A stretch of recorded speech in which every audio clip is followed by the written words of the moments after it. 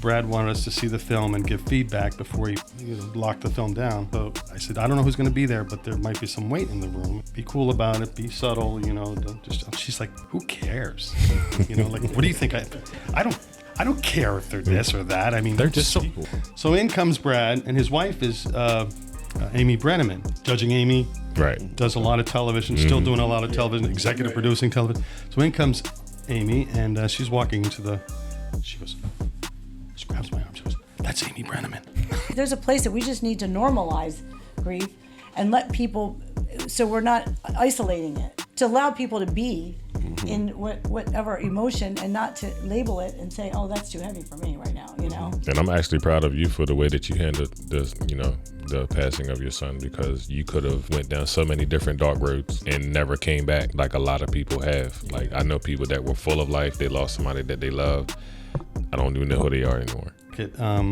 I think my last tussle, I said I'm in trouble because I had just turned 18. I joined Taekwondo to get that release. Discipline teacher. Discipline, it wasn't like reckless, and so I was able to fight, but Well, you could have told them, you were a sign language interpreter, and they poured up your fighting. Just tell them I'm good with my hands. I said, what about my camera?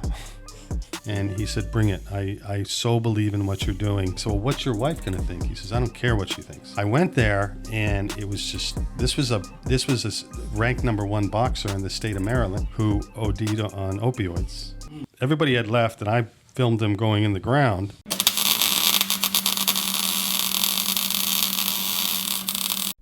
This episode of the Art of Opinion podcast is brought to you by SGOD Home Improvement. All right, and welcome to a very special edition of the Art of Opinion podcast. I am Terrell James. I am Andre Watkins. And Chris is behind the cameras these days. He's here, but he's just behind the cameras today. I'm here. He's important today. Yeah, we can hear him, yeah. But we got two very, very special guests. We're going to let you all introduce yourselves here. Ladies first. Beauty and brains before whatever it is that you want. Okay, I'm Deanna Cook. I am a producer, a film producer, and a writer, and an entrepreneur. And I'm the other half. I'm Bob Manganelli, and writing, directing. We Were Here, my first doc. I come from narrative filmmaking, but I was sort of had a calling to make this film. Mm-hmm. Couldn't. In the hero's journey, there's the refusal of the call, and then there's a inciting event that happens where you cannot refuse the call. You have to. And in my case, it was the death of my son. Mm-hmm. So that was the calling. Yeah, it's not the film I'd ever want to make or planned on making, but it's a film now that is, it's my entire purpose. Mm-hmm. What was it? Is the calling? Is it part of your healing? I guess so. I always, in this process, I've heard that word a lot, healing, and it took me, it's been 10 years since Gio passed, and I never liked that word healing, because I said, I'm never going to heal, but I'm just now beginning to understand it on different terms. It's not it's a healing that never heals. You're always going to have that, and to a certain degree you want it, because your pain is so associated with your love. Mm-hmm. And when you stop loving or you stop paining, that's, so in a sense, I embrace the pain. And your podcast that we saw was remarkable in that sense. Does pain, do you fix pain or do you feel pain? Mm-hmm. And there is no fixing. Right. So it's a process of every day embracing it, working with it, working through it. But yeah, so the calling, this is a great question because it's been very truncated the way you asked it. Mm-hmm. It's a daily calling that allows one to show up, for their purpose. Mm-hmm. And my son was my purpose from the moment he took his first breath. And now he's my purpose in a different sort of relationship, a spiritual one. Yeah. How was he as a kid? He, Gio was always very bright. When he was old enough to start to read and understand language and written language, he said at, 4 or 3, he said, letters and words are idea nets that catch poems. Wow. And I went, Where did that come from? I'm Gio, So, and he's always been... Geo short for genius? Yeah, no, he ended up, we tested him out. We tested him out at like 160. So, because he was so like advanced in the brain, he wasn't so. He had this sort of like duality. He was so far and above his years in his intellect, but he was very as a young adult. He like as a high school kid, he was proud that he took the bus by himself for the first time.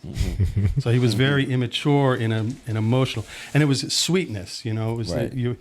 he never grew out of his childhood in a way, emotionally. This innocence. Very about him. innocent. Yeah. Very innocent.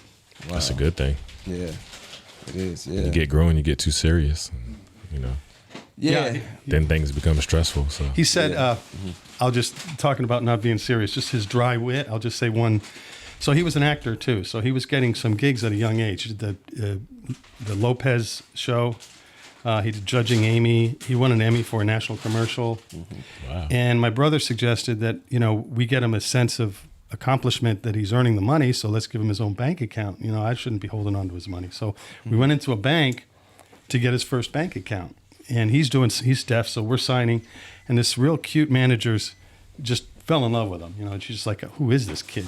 So we start talking. And anyway, he's opening up his first account and they give him his ATM card.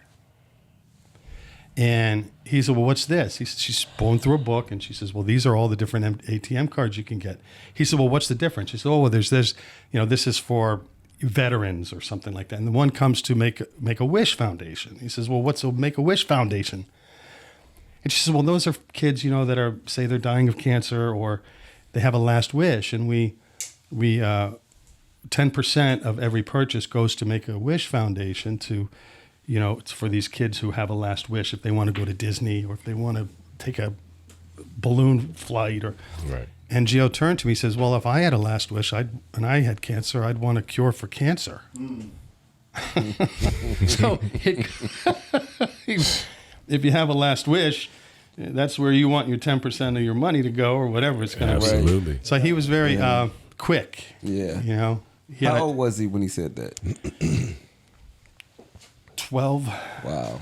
12. He's my mentor. He still is. He was the bright one. Mm-hmm. Yeah. We can learn so much from children.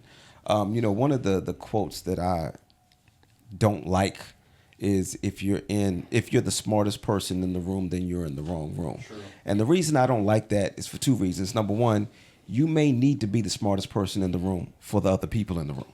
Right. The other reason I don't like it is you may not be the smartest person in the room, but you may be the smartest person, but you may not be the wisest.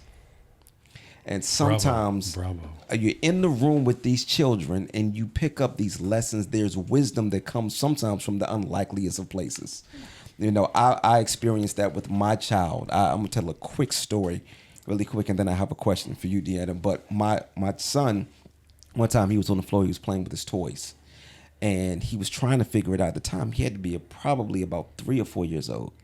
And I watched him, he picked this toy up and he put it down because he couldn't figure it out. He got frustrated, he put it down. And he picked it up, tried to figure it out, put it back down. He did this about 3 or 4 times. And of course, initially, the daddy in me, I want to go help him. But then something told me, just sit back, watch. Let's see what he does. Eventually, he figured it out. And once he figured it out, he moved on to something else.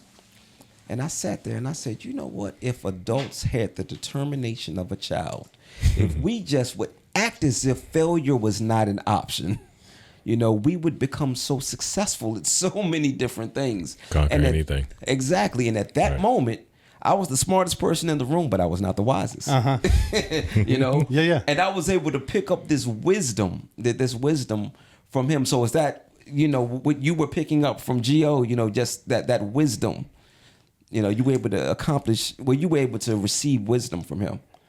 Totally. And going at it without any biases. I mean, real biases as adults. We have our rights and wrongs, you know, and when you see it so fresh and innocent and vibrant, it's a beautiful thing, and it reminds us, I think, if we let them take the lead in this way, we can capture the essence of something without our preconceived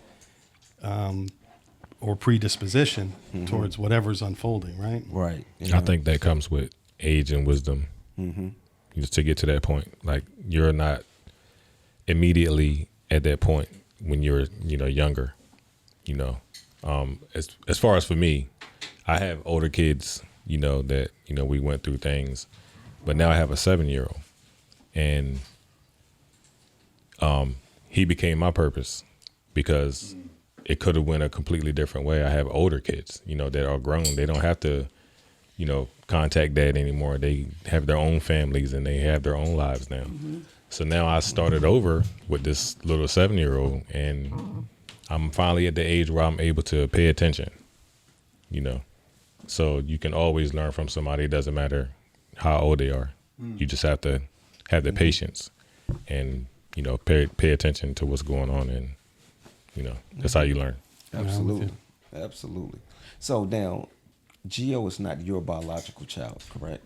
Correct. So tell me about your connection to Gio. Oh boy. Oh.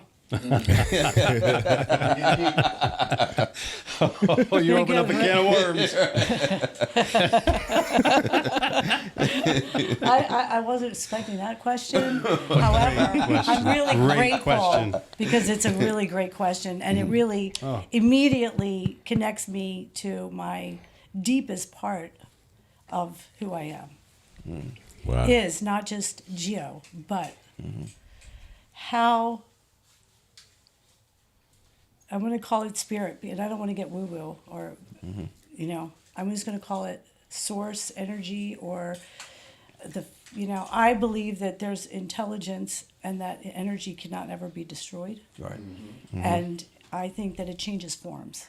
So my story, quickly, is I was on a journey in 2012. I lost my mother, who was like my child. Oh, wow. I was like her mother.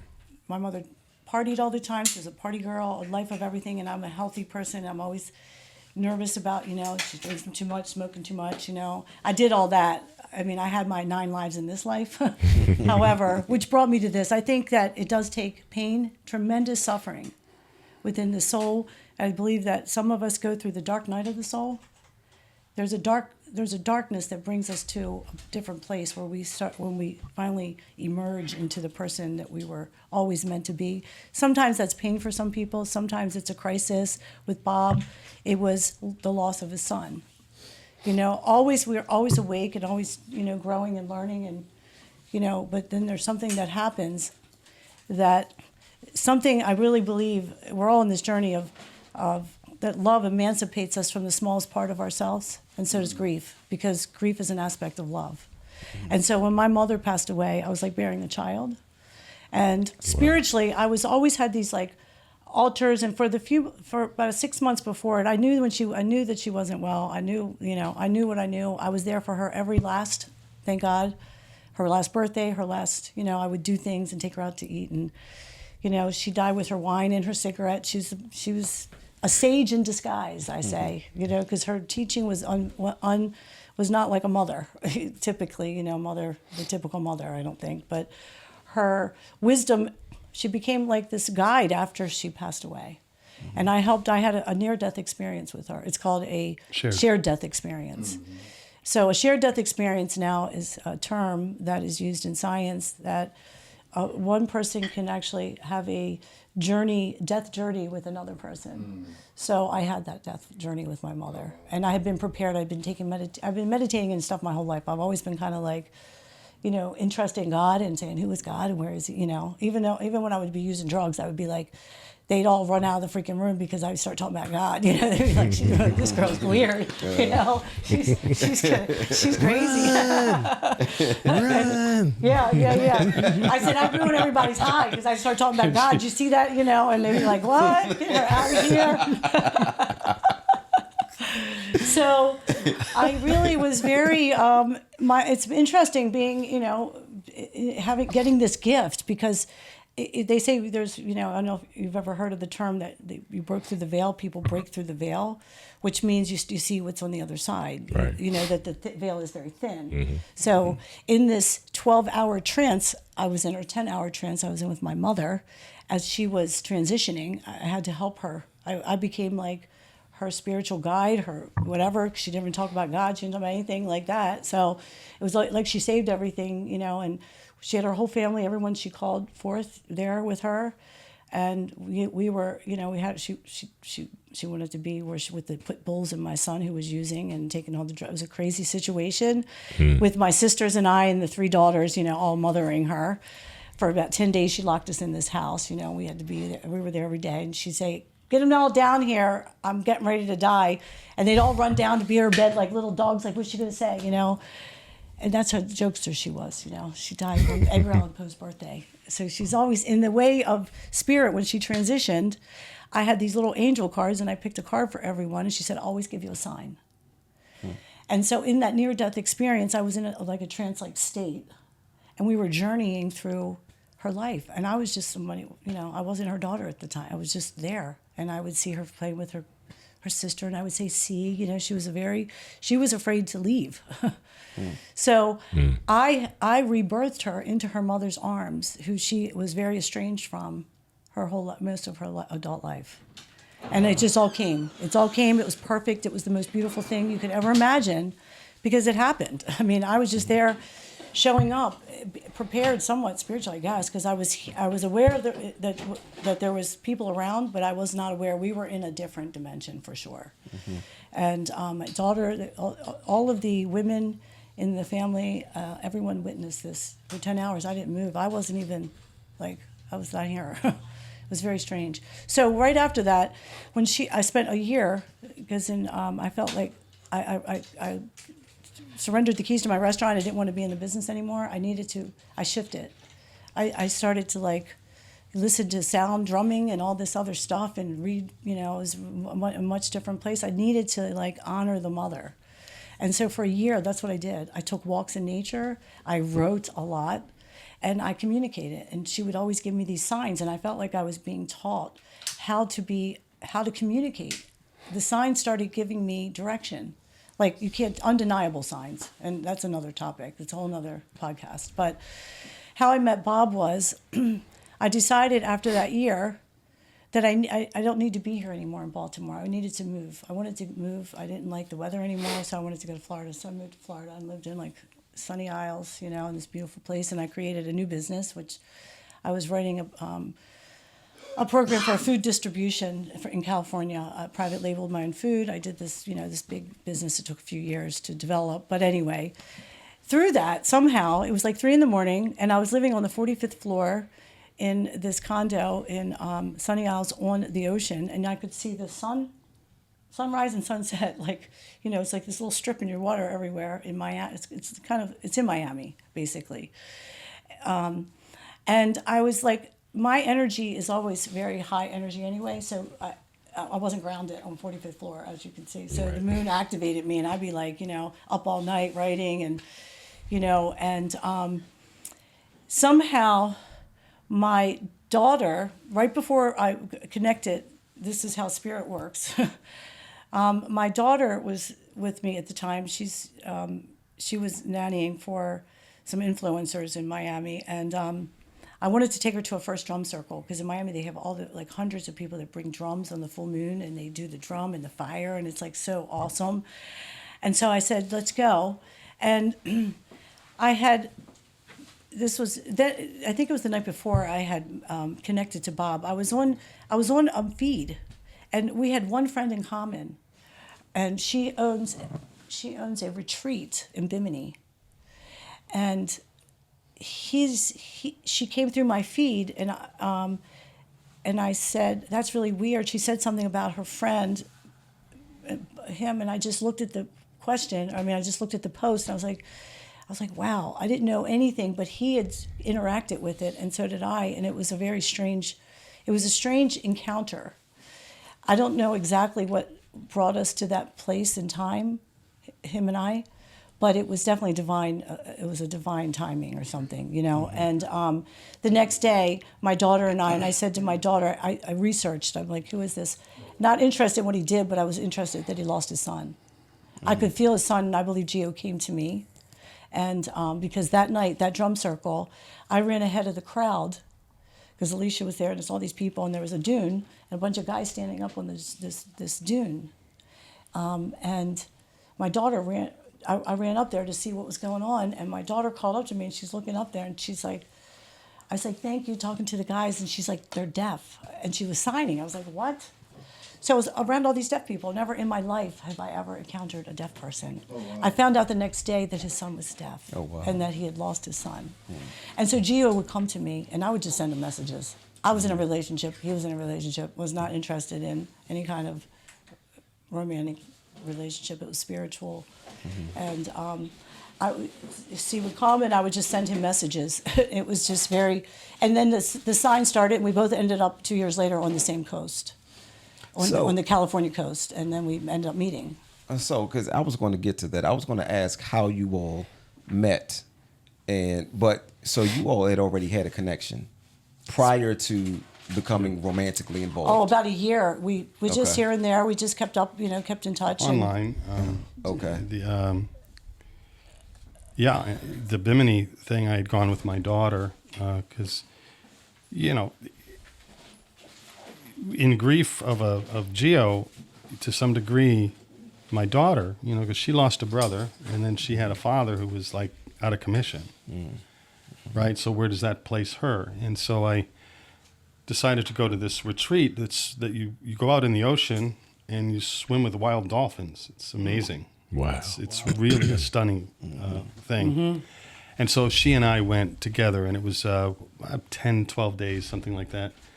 And it was really, really special. A lot of meditation, all organic or raw food. And you're out there, and these animals, man, they're big. And the ocean is their domain. Right. And I'm like, whoa, these animals are strong, and they're big. And they're a little you're in their territory. Yeah, and it was a little frightening at first, but they end up swimming with you. And I'll tell you this one experience that just will blow you away. So I'm in one of our dives. I'm moving too far ahead of my daughter, and we get up on the boat, and she bawls me out. She's like, man, you can't be going 25 yards in front of me. These are big animals, and I'm scared. And so she's telling me she wants me near her. So I'm like, okay, geez, I messed up. So second to the last dive of the 12 days, I'm in the water, and I see a pod that's in front of me, and I'm moving towards the pod, and I'm staying within 20 feet of Catalina, making sure. And so I'm going. I feel this little on my shoulder, and I turn, and it's a dolphin, and its eye is right here. And I'm like, whoa.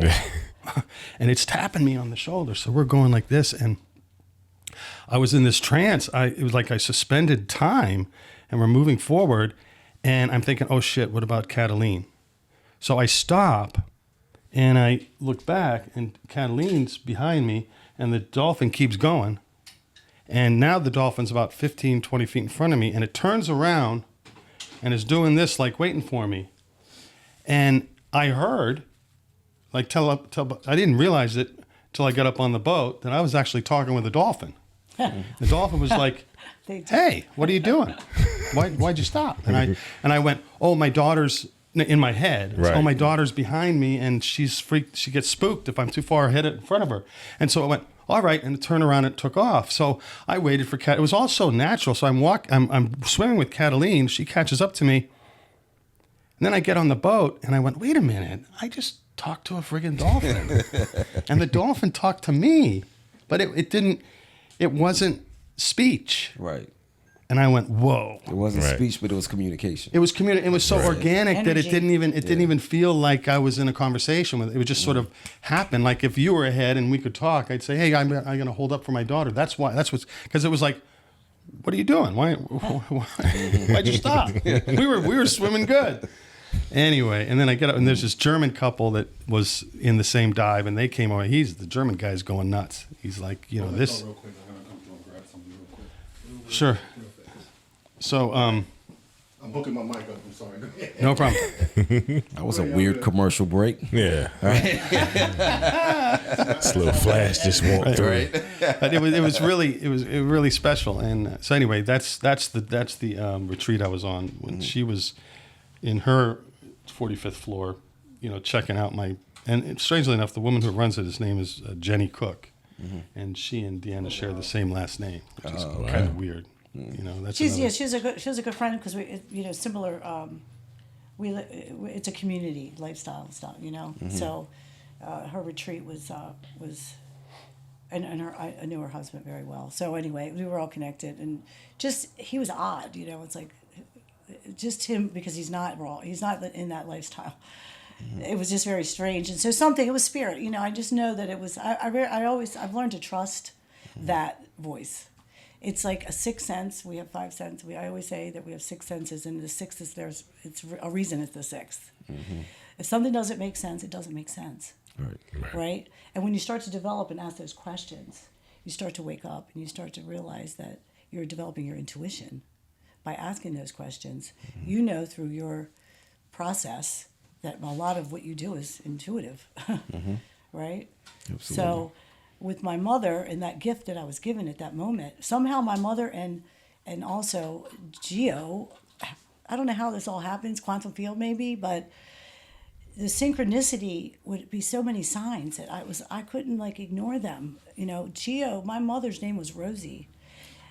We find out years later, that Geo's car, that he has his last car, that he gave was BMW with the red convertible.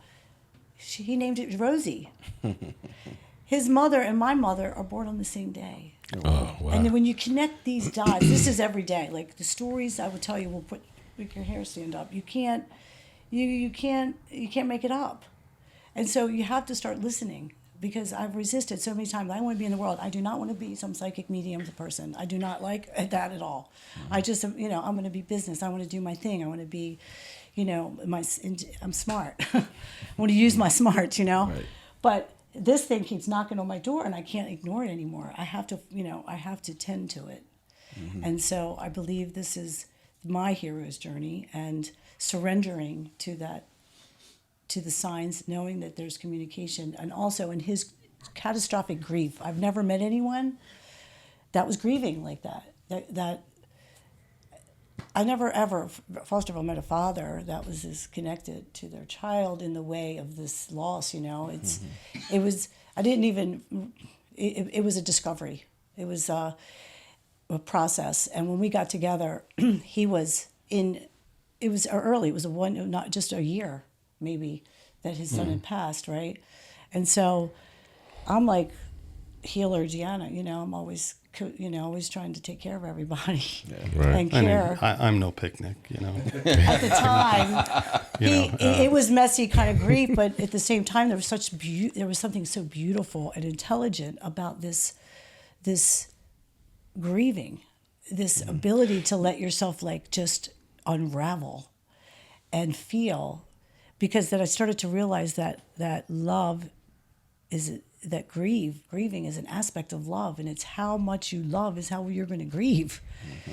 It's not. It's interesting, and I'll intersect these two experiences. I went to the jungle for 6 weeks, and I lived with a shaman, and did ayahuasca ceremonies every Sunday. Really? And what the takeaway from that was love. I mean, basically the universe told me that nothing, like I'd asked a question and they'd say, the universe said, well, or ayahuasca, Mother Ayahuasca said that, I was there researching a screenplay. And I said, well, what about my screenplay? And before you can even finish asking the question, the answer seizes you. It's like stops. I mean, I say, what about, and there's the answer. I don't even get to finish the thought, and the answer's there, and it says, there's no such thing as a screenplay. The only thing that's real is me, and I'm love. I went, oh, okay. Then the next question is I had high blood pressure. I said, well, what about my blood? Boom, bang. No such thing as high blood pressure. The only thing that is real is me, and I'm love.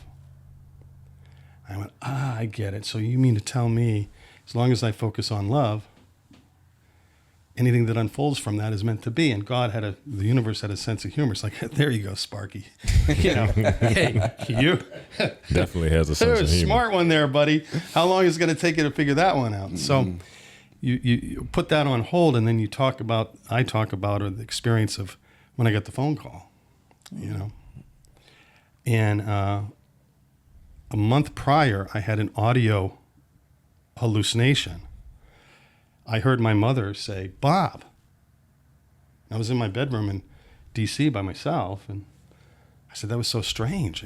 It woke me up. It's like, Bob. A month later, I'm in a Florida hotel.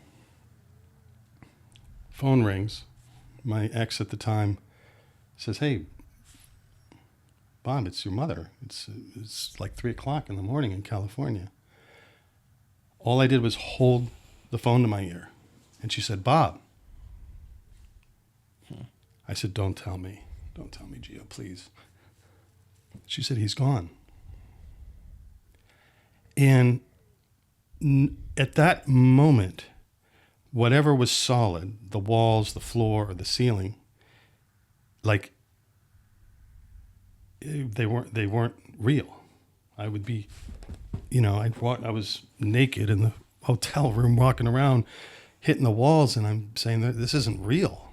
This hotel isn't even here. It transcended the physicality. That's how deep it went. So the only thing that existed at that moment of crisis was my love for my son, right. And vice versa, his love for me. So in tragedy, there was love, and in the utmost, awareness with ayahuasca, there was the same love. So it's a, and when it's no longer theory, and you actually physically know it, it changes your life. I never could have. I thought I loved, and I did, but this is a deeper realization that it's all there is. It's a different kind of thing, is talking about it or, experiencing it when you fall in love, Right.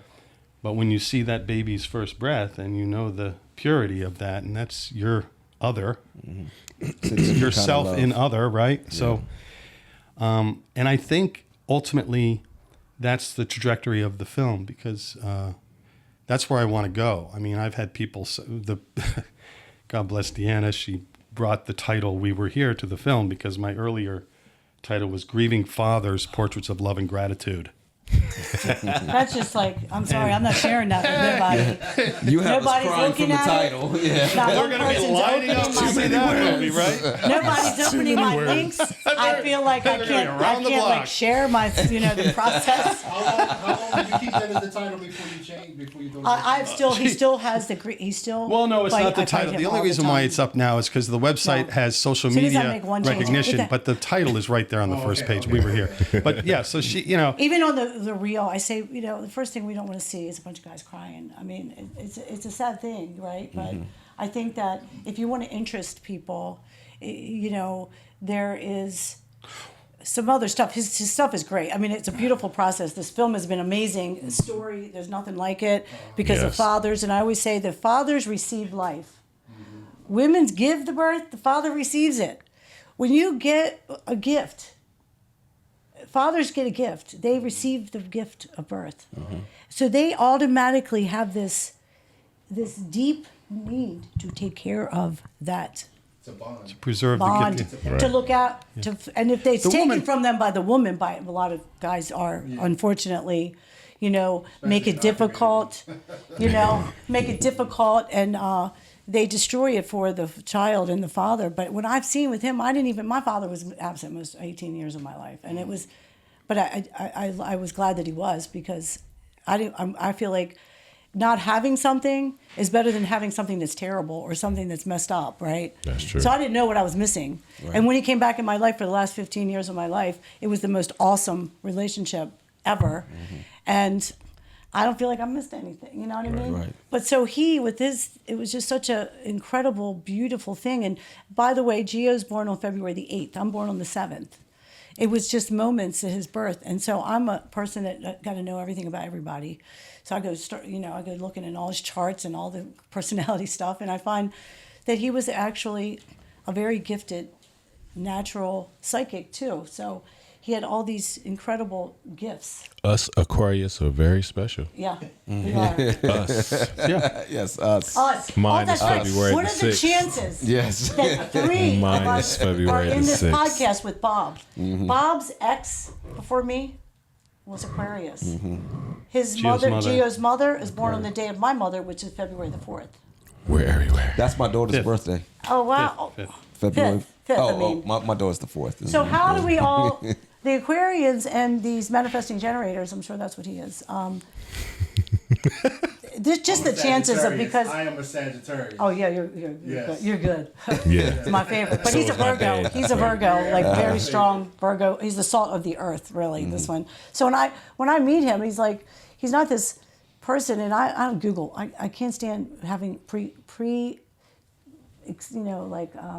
things about people. I don't like Googling people and having something in my idea that I read about them. I want to meet them first. Right. Because all that stuff, I just don't, I'm Because sorry for Baltimore. whoever wrote Yeah. that was their perception.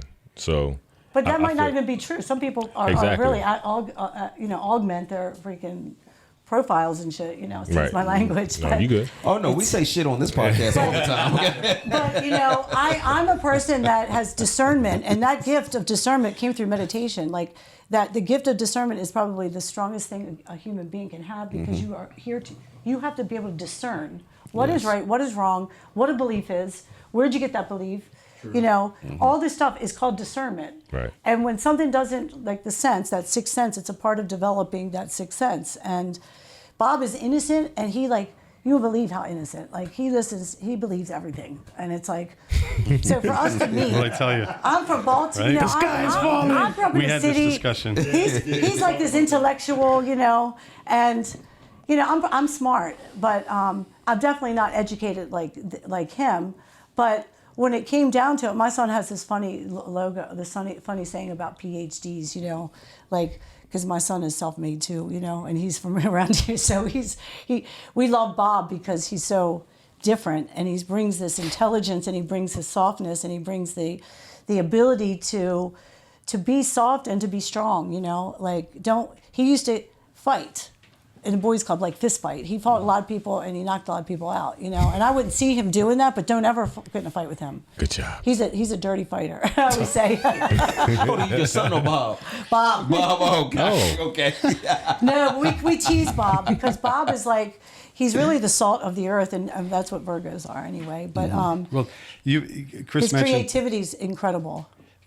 I just recently got a side job to help us move through, right? And it's a sign language interpreter for a middle school, Easton Middle School. Oh wow. And so I said, dude, we can use some extra cash flow. So I applied for this job as the interpreter, and they called me in, did my interview, knocked it out of the ballpark, right? Get a letter from the board, congratulations, you're this and that. Oh, Then I this get is this funny. call. I get a call Funny. from the head of superintendent. I don't know how much we would have put this stuff. And well, Chris likes this. Chris likes, bearing the truth, right? We talked about Of course. right?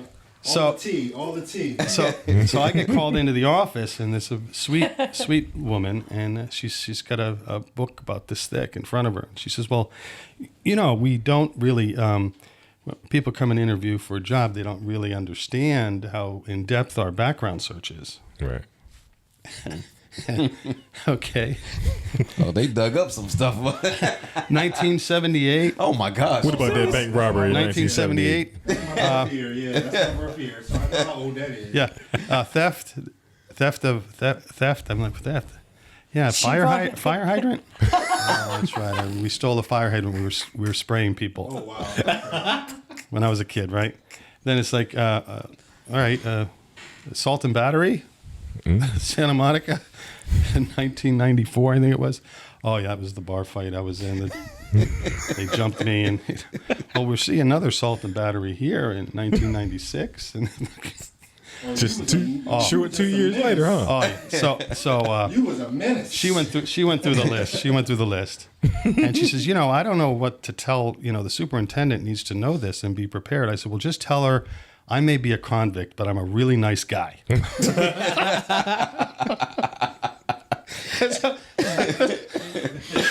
I explained, if you can understand, I went to school with the rich kids because I grew up in a mobile home. Mm-hmm. My parents, I went to private school until 2nd grade, Right.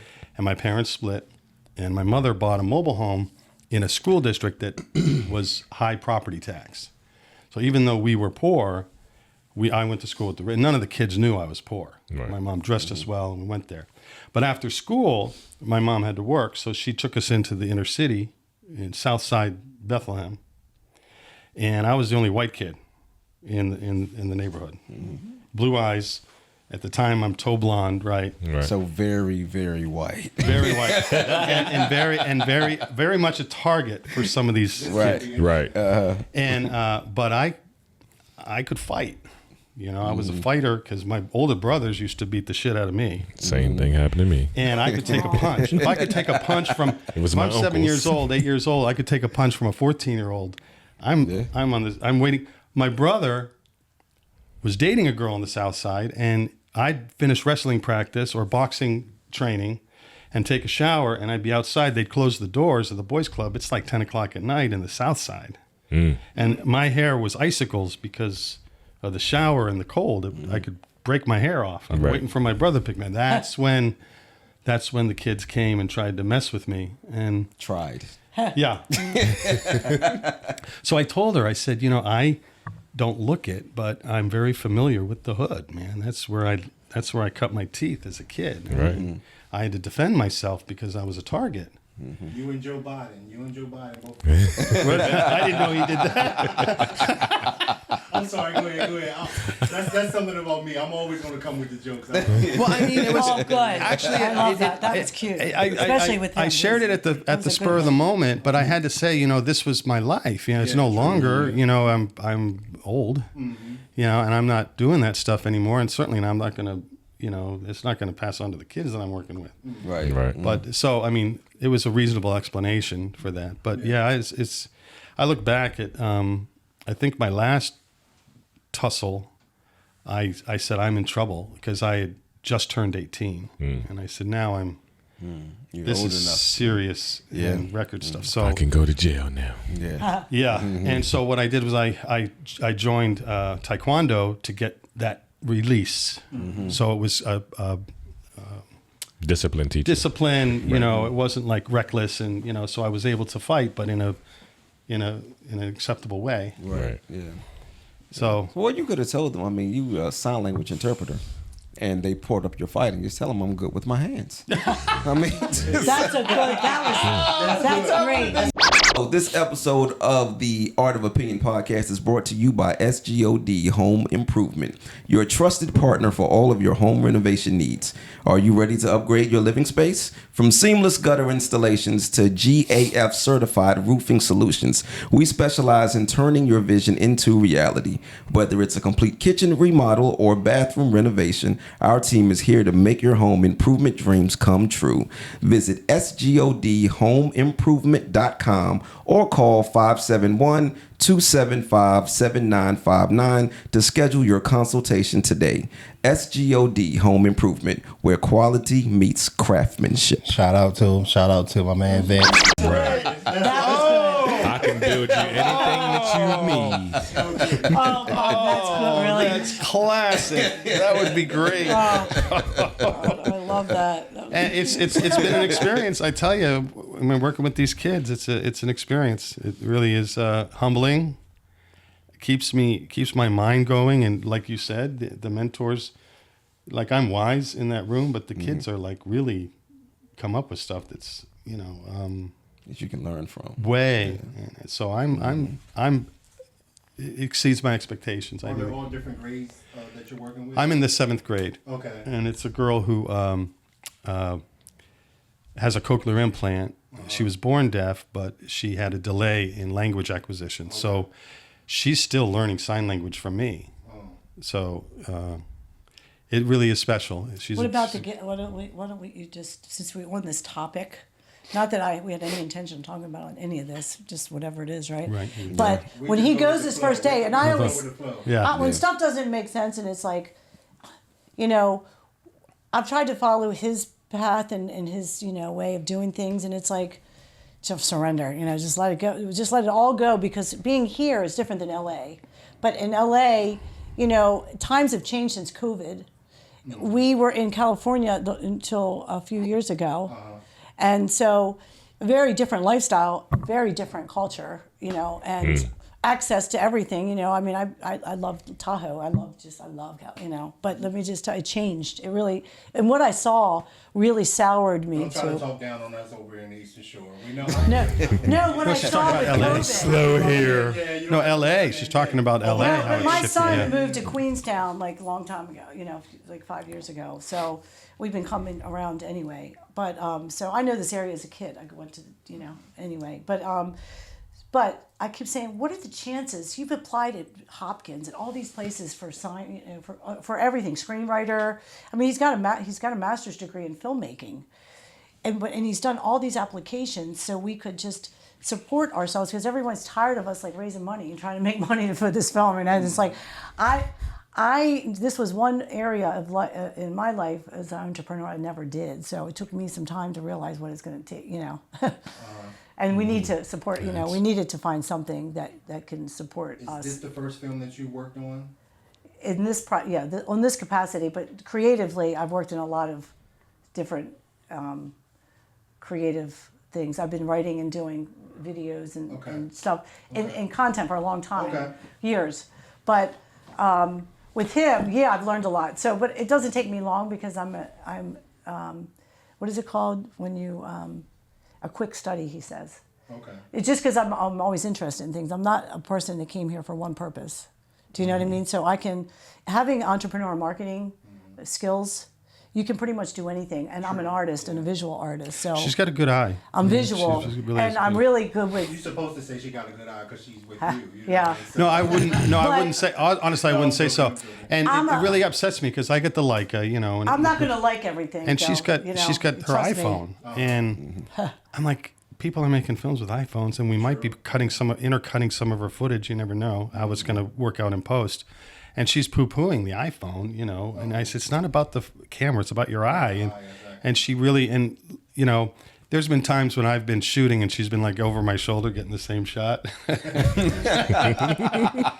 not stupid. I'm gonna get something out of look what I did. I'm gonna get something out of this, because it's expensive. I've given my life in this process, and gave up everything, and it's cost me. I've never lived in the way that I'm living today in a long time, and it's like, I was in San Diego living it up when I met him, okay? And God had a sense of humor, because Bob is like, in the Chinese calendar, we each are a different animal. He's a rat. I'm a tiger. The tiger jumped over. The rat jumped over the tiger to become first. Okay, the tiger was first.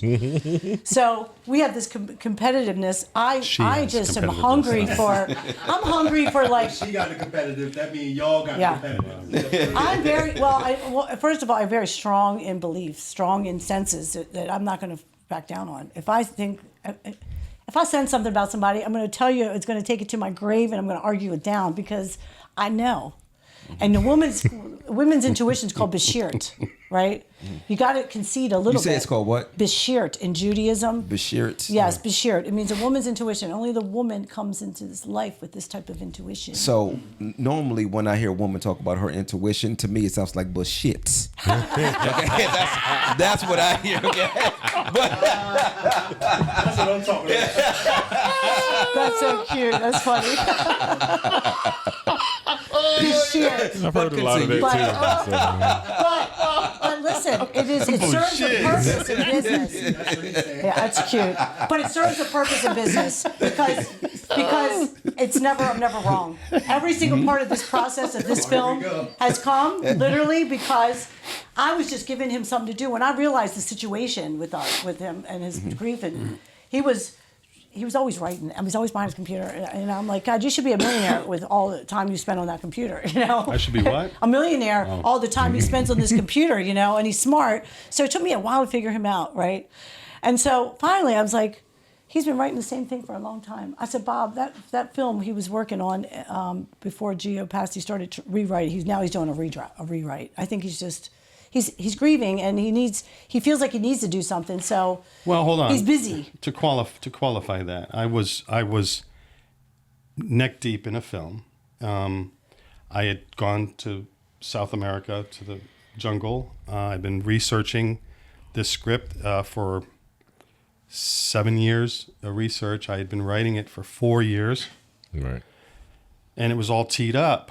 We had Alexander Payne producing it. Alexander did the holdovers. He's got an Academy for Sideways and Descendants. I have that DVD Sideways. Actually. Sideways? Yes. Good I film. do. Yeah. He's a good friend, And- and he's also Aquarian. He's an Aquarian. We just ruled the world. So he said, Serious, we run the world. yeah, where is so our crown? Alexander's producing the film, and we brought in Winona Ryder. I didn't realize this, but Winona's. Listen to the name drops we got going on. Sorry about that. I'm just Winona's No. Winona's keep dropping the godfather. names. Winona's godfather is Timothy Leary, and that's why she liked the script, because it's a very hallucinogenic kind of experiential thing. And she was holding Timothy Leary's hand when he died, so that's how close she was to her godfather. Wow. So anyway, the point of the movie was about my mortality and how I pass that energy on to my son when I die. And it's all about this old man who has a stroke and is going through his death experience. And it's loosely inspired by Andrei Tarkovsky's film, The Sacrifice. Now, Andrei was dying of cancer when he was making the film, and he knew this was going to be his last film. And so it's a metaphor. It's really, the critics will say that this is a film about World War III, and it's not a film about World War III at all. It's a film about a man going through the death process, and the World War III is a metaphor of his death. Right. Okay. Oh, it's just brilliant film. Wow. So we're in the midst of this. I got 90% of my locations locked down already. Been doing pre-production for 2 years, and Gio died. Wow. And so, how can I make a film about my death, passing it on to my son, when this happened? So, besides the shattering that puts in, how am I going to do this? And so she's right. I was a wreck, and I was a mess, and I was pathetic. I mean, I'm sitting at the computer kicking out pages, thinking, well, how can I turn this script into this? And it was like not working. And she nudged me, and she says, Yeah, but he was also medicating with alcohol, and I'm not sober, very. And I knew all this. My purpose.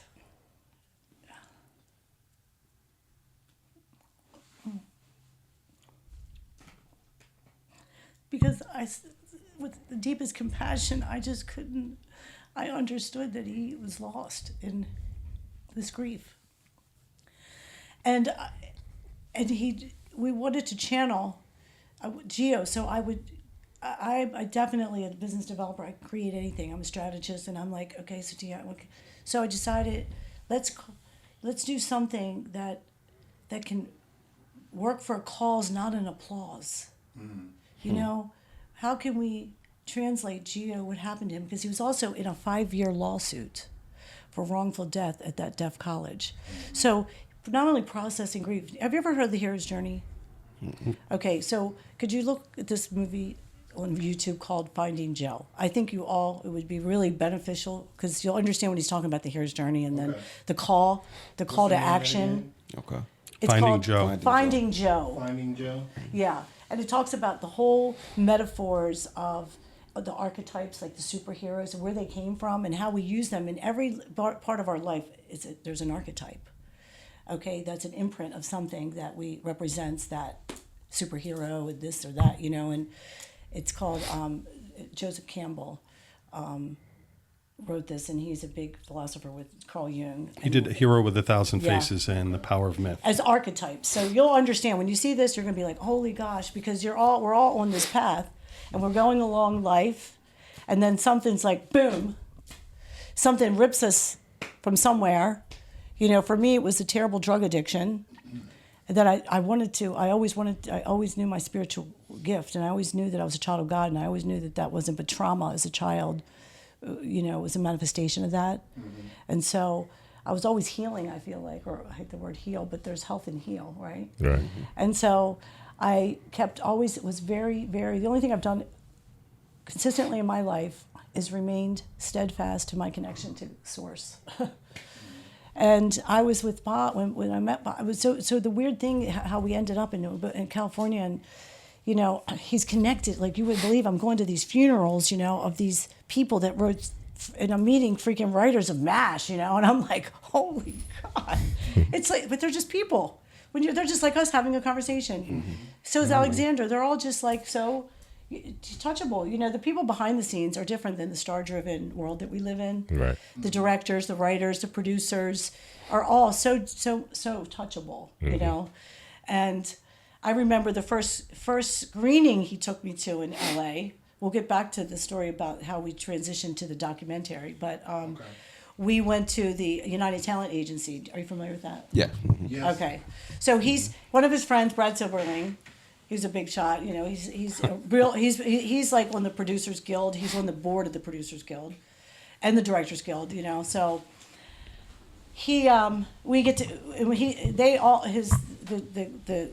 the squad of guys that went to college, that went to UCLA for film school. There's only a handful, right? Right. They've been friends all these years, and they get together still once a month, and they play, horse pace. They Zoom still to this day, and we were invited to this screening for Brad Silberling at the UTA, and it's my first one, okay?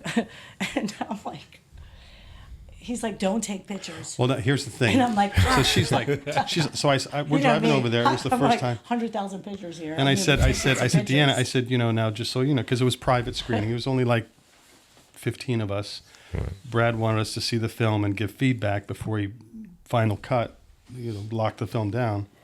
And I said, I don't know who's going to be there, but there might be some weight in the room. And so just be cool about it. Be subtle, don't just, she's like, who cares? Like, what do you think? I don't care if they're this or that. I mean, they're just people. Yeah, they're just, she's just like doing this, right? So we're in there. And so in comes Brad, and his wife is Amy Brenneman.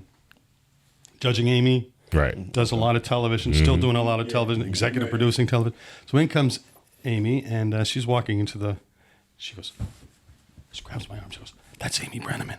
I'm like, I know, no, but that's like, she's like my favorite. She's a star. It's a complete turnaround. Right. She's like, give me a break. What are you talking? She goes, can I get a picture with her? I said, Deanna. No, they don't do that here, right? But she goes, I adore her. I love her work and this and that. So it was cute to see that sort of transition. And I'll tell you one other time, similar. My mother was it Sunday? No, I got to. We're on this. Okay, but I want to get back to the story about how we got to. That's a whole other story. Oh, go ahead. Thank you.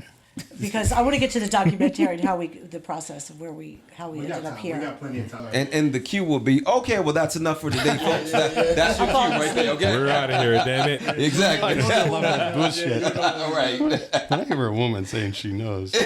Exactly. That's You know I what hear, it is. I hear bullshit. Exactly. But Yes, yeah, exactly. yeah. Well, let me tell you, it's usually It's cute. It's That might be the name It of is this cute. episode. we could make that work. Oh, I love it. That was classic. Anyway, That's funny because that's what I say with him. You know that Jane, what's her name? The musician, Jane Aiko. How do you say her name? Oh, Janae Aiko. Ayeko. Yeah. Unpack all your Janae, bullshit. I love I it. sing that all the time with him. He'll be giving me. Sometimes he's like, I'm like, unpack all your, because it's like, Bob, chill. Like, you don't know, he ain't all that right now. Right now, we're in a different place. We're not up there, and but I've gone. It's been a beautiful thing. I mean, going to UCLA and having events there, and just the richness of the history of film in there, and it's so nice to go to the parties and stuff, connect it. So I've done a lot of that stuff, and I'll never forget when he took me to the funeral for one of his really good friends who wrote The Monsters. He was like on the Academy Awards president or something. What's his name? he Arthur Hiller. He's done 70 movies. He did Love Story, Went to his funeral. I get which to go to the today is the funerals. highest grossing dollar in, dollar out film in history. Love Story with Ryan O'Neal and Ollie McGraw. You guys are probably too young for that, Yeah. Not really. but it was. I'm like Not. 12. yeah. So But You're anyway, not too young. I saw But it's Ryan a great O'Neal, film. so you know what it's like when you're a kid. And today, filmmakers are so much more touchable, and everyone's we're connected now. It's not like they're just up there somewhere, because it was hidden from our sight. So we would. we would- Joke, but I'm sorry. I almost made it. We were Because you said glamorizing. touchable, he said. That's so true. But yeah, all that was hidden, that we kept us in the dark for so long, right? Keep that down. They're not ready for that. Well, yeah, nothing surprises. Oh, that's classic. You guys are quick, man. Yes. They are quick. I love They're it. listening. He's the That means quickest. they're listening because they're quick. They wouldn't be listening. They would not be able to, inject some humor that quickly. But so we were there, and who was opening the door, at this funeral was my heart. I was like, oh my God, he's so old. I was so disappointed. It like shattered my dreams. he You aged, freeze people when they're and you just see them as that, and then he's like, he just recently passed though, Ryan O'Neal. I was like, oh my God, that was right. I was like, I didn't even just want to talk to him. I was like, okay. Wow. And- It's But like, Arthur, I have to tell this now because you mentioned Arthur. I met him at Sundance, and we just struck up a great friendship. And at least once a month we'd have lunch together. And he was president of the Academy for 2 terms. And while I was at Sundance, you rehearse one day, you shoot 2 days, you edit 2 days, and on the 6th day you do a screening for all the big shots. So they all got Oscars, Arthur, Glenn Close in acting, Jim Hart in writing, Sidney Pollack in directing. So all of these, really iconic figures are in a semicircle, and they're coming at you with, they're critiquing your cinematography, your writing, you're directing the actor. Did you realize it? Did you fail? What can you do next time? It was really brilliant system, methodology. Were they nice? So Arthur and I got very close. Were they nice to you? No. They were kind in their criticism. They weren't trying to beat you down, but they were being brutally honest with you in a way. That's perfect. And that's the way. That's the way it rolls at Sundance. And so I'm in the edit room, and Arthur is in my edit room with me, and we're cutting.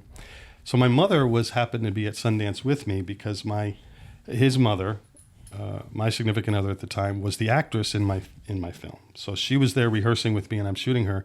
I didn't want Gio in L.A. at 6 weeks without his parents. Right. So my mom came out to nanny Gio while we were working, and so she came. She saw me in a little cabin edit room. She comes up, and Arthur's there, and behind me, working with me on the editing, and she says, "Hi, hon. Hi, love." I said, "Hi, Mom."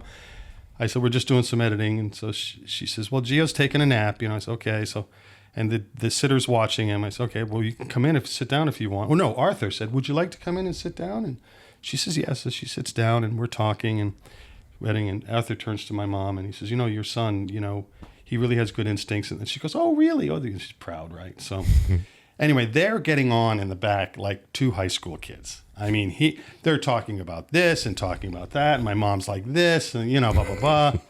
And, they're just getting on. So I said, Arthur, one of my earliest memories was at the Nile Theater in Bethlehem, Pennsylvania. And we were watching Love Story. And my mother had the white cotton gloves and she was pulling out tissues because she's bawling at the end of the movie. It's a real tearjerker. And I said, that's one of my formative early memories was Love Story and my mother crying. And he goes, oh, well, that's very nice. And my mom turns to him and says, did you see that movie too? Did you like it? Did you like that movie? And I said, Mom, he directed it. And she went, That's what happens when you take your mom and your family to Sundance. This guy who's they're talking like they're best friends. They've known each other for decades. Now she's like, she couldn't get out of that edit room fast enough, man. She just got up. She walked up. Okay. And she ran. It's the same guy. Uh-huh. But my mother's now, oh my God, I'm sitting next to the guy who, I'll never forget. And Arthur doesn't remember that story. So when we talked about it over lunch, he says, I don't remember that. I said, no, I remember it clearly. But a sweet, sweet man. He in later life, he went blind. Oh, wow. And he said to me, he says that's the most torturous thing for a filmmaker is to go blind because I can't watch movies, and But just a real special human being, and so she was at Arthur's funeral. There was two funerals. There was a private one, and then there was the Academy one. But to tell you of some of the obnoxiousness of L.A., Brenda, who has been his assistant for 40 years, she showed up at the big memorial or celebration of life at the Academy. She's not on the list. Oh, wow. I mean, she's the closest person besides his wife. 40 years? Oh, wow. And I said, well, what did you do? She goes, no, they finally got me in, but it was just such an insult, I mean, that's Hollywood. I mean, there's the Academy service and there's the private service where it's. Now the film festivals, though, there's a lot of good film festivals today. There's a lot of good film festivals today, and there's a lot of opportunity for aspiring filmmakers, people that have gifts that can't afford. He was lucky he was selected out of, a handful of people to be the 2,500 that gets to go to UCLA Film School, Not everyone gets that opportunity. No, that's more something for more like independent filmmakers, right? Sundance. Yeah. Mm-hmm. I have a friend. He has a friend that just had her, just won the Sundance Film Festival, actually. I would love for y'all to talk to her. Her name is Kyra Knox. What film was it? She did a documentary called Bad Things Happen to People in Philadelphia. Bad Things Happen in Philadelphia. Oh, awesome. So, and it was really nice. It has to. I mean, the doc section of Sundance is insane. Right. Wow, that's awesome. That's what we're hoping with this doc to. He's been there twice. She's very talented too, so that's you said that you're doing a documentary, like maybe y'all can like share ideas or something. Sure. Oh, I'd love to.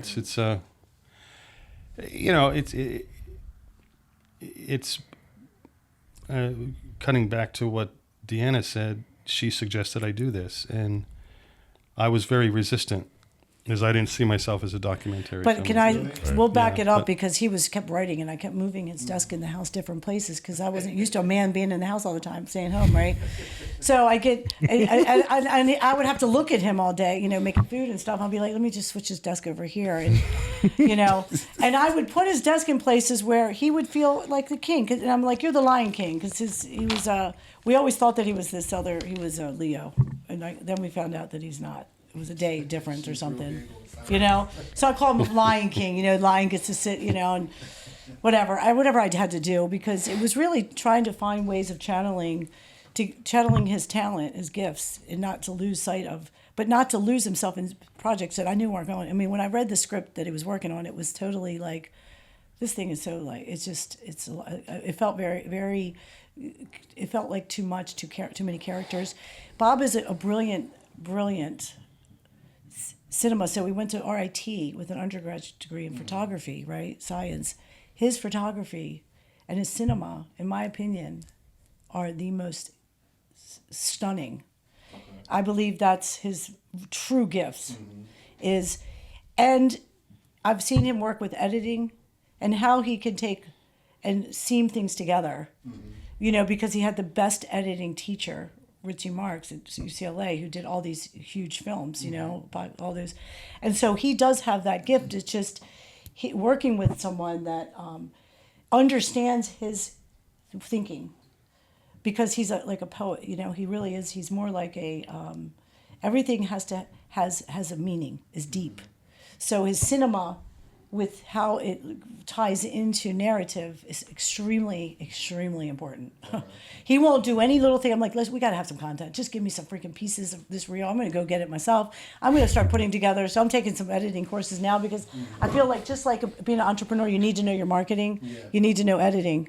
Just because today's world of just being able to put something together really quick, and get it out there, is you got to keep people active. You got to keep your audiences fed, That's and true. you got to feed the audience. Yeah, there's some truth. And it's changed, and so he's old school in that way, and I'm kind of new school. But anyway, I said, well, what about, let's do the movie A Father, because I knew that the only way he'd ever be happy or ever feel at some kind of peace is to have something to do with his son in the film, and make a film. And I said, one day and I kept pushing father, the father and I are one, and all these different metaphors on how we could possibly feature, do that, because I was blown away with the fathers. I've gone to all those grief meetings and all the different things, and fathers were really like deep.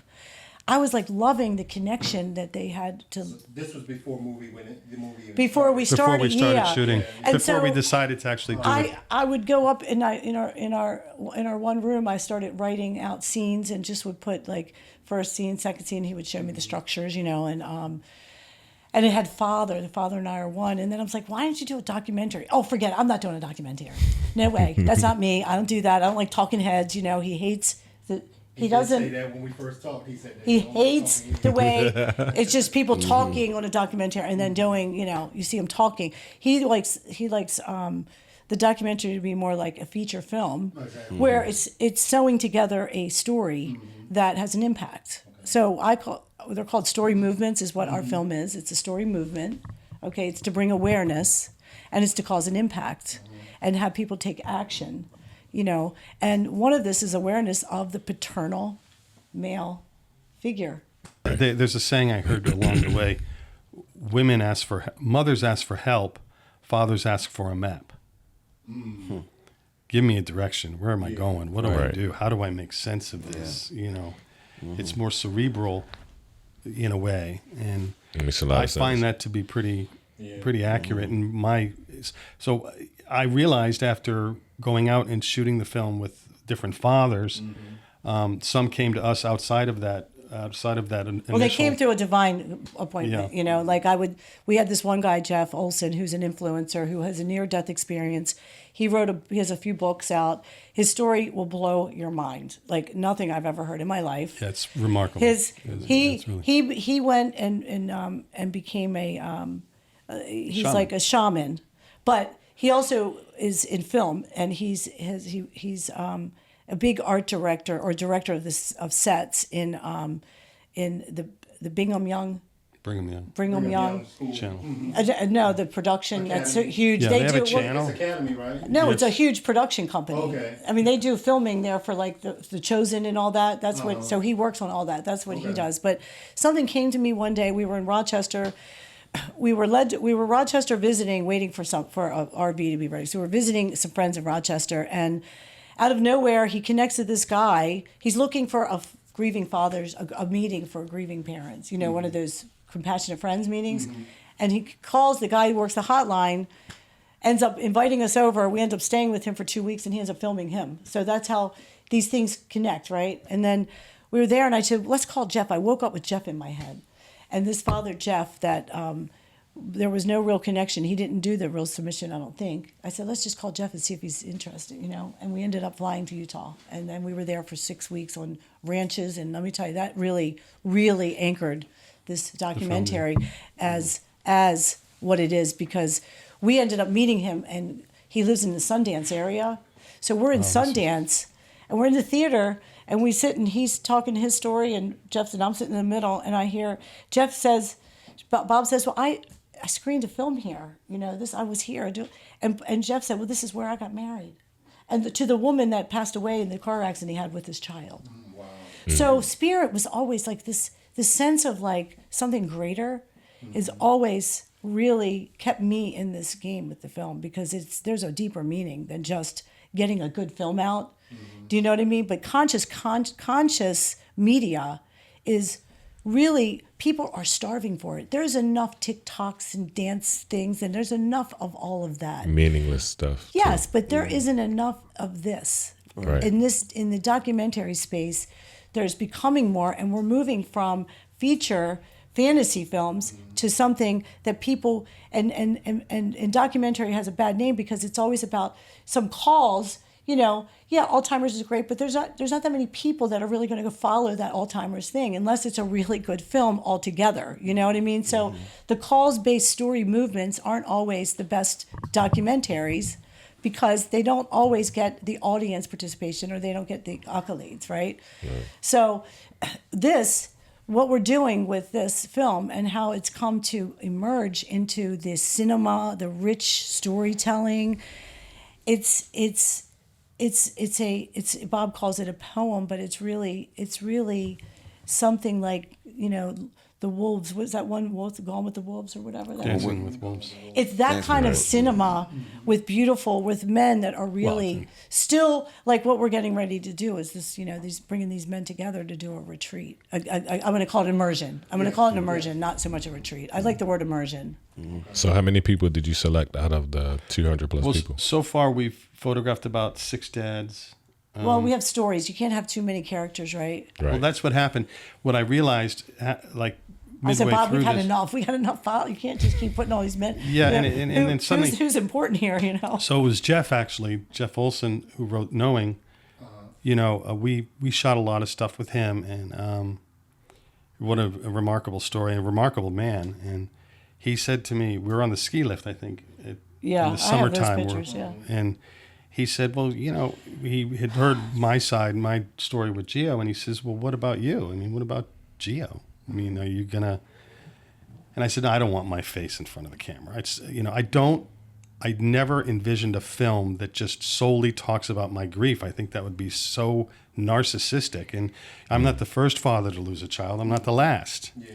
And I wanted the sense of collective grief, something that, but he kind of pointed out that maybe I'm avoiding my story. Meaning like you didn't want to relive that maybe I'm just situation again?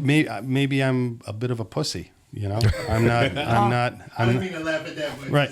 No, it's true. And maybe I'm not really digging deep into my own shit, and I'm digging deep into yours. Well, what about you, man? Right. And then I thought I had this vision when he said that of being at Sundance, and a question and answer afterwards, and somebody says, "Well, what about Gio?" And I would have probably broke down. How can I not include Gio? Mm-hmm. And so it shifted. I'm like, okay, well, I get all this footage. How am I going to do this? I still refuse. I do not want to be in front of the camera, and I don't want to guide people by the hand through my story. Mm-hmm. It's show, not tell. You should either be but first it's also, or last. But you know what? It's also like I always say, Bob, every morning you got to show up and realize that there's a part of this film that has not come from something greater. No matter the times that we've had all these plans to do these things and go to get this perfect thing, none of it ever worked out. What is a result of this film is totally divine. It has something to do with something bigger than us, because we just show up and something unfolds. Allow it. And Jesus, it's unbelievable. So and so you never know. It might turn. You never know. How long have you been working on this film so far? It's been 4.5 years. 4.5 years. Yeah, it's but then I said, okay, I'm going to do this. How I do it is I'll get a download that you call it, a sense of inspiration, and I'll kick out some pages. How that matriculates into the film, we don't know. I'm still allowing it to unfold, but my story's there, and Gio's there. Have your part of the story been shot? Well, it's so strange because I've been doing it's- I've been doing filming the making of this whole journey.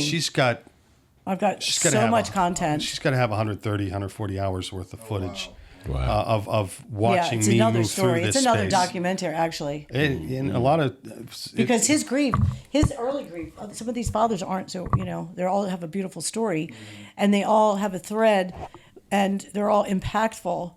And, what happens is the altruism is that you find these fathers find causes to do something in honor of their child, right? And so with Gio, a long time ago, I said, we need to get legislation to stop this shit from disabled, and why he's in the school, man. which is really funny that he's in the school. There's no coincidence, because we fought that school for 5 years and went to court and reliving all those moments and all those memories. Gallaudet. Yeah, with him, I had to live with that. Every time we'd go there for a freaking court date, it would wake up like grieving all over, and I would lose weeks. I would lose days. I never knew where that grief was going to take us. So it was messy. It wasn't like, okay, you got to stop grieving because I got to go to work, or you got to stop grieving because I didn't do that. No, it interrupted every single part of our life, and to have any kind of flow. And if it wasn't for the people, our friends and family around us that supported us in this journey, that had some sense that there's something greater going to come, it would have never been like this. Do you know what I mean? So I was always just trying to slip his attention to something creative, so he would be able to channel it, right? From a practical, So- just pure. I'm sorry. That's okay.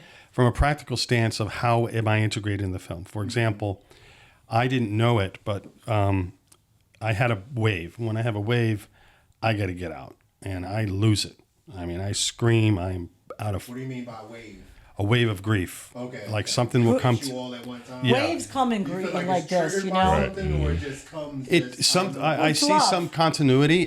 For some reason, grocery stores. Oh wow. I mean, it's grocery stores are real tough for me, and some of my biggest waves have come in grocery stores. I'm like, why? And I think it's because grocery stores are so life sustaining. We eat, we wipe our ass, all of the things we do in life Not are in the grocery store. already no. You- At least not in front of the cashier. but you went to the grocery store so many times for Gio.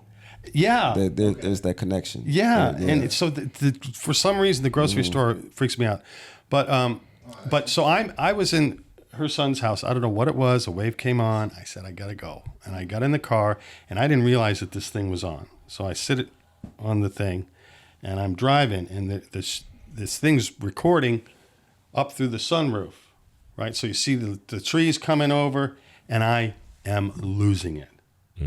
I am screaming. I am weeping. I'm calling out to Gio. It is chilling. I never heard myself grieve. It's so primal, you Right. know.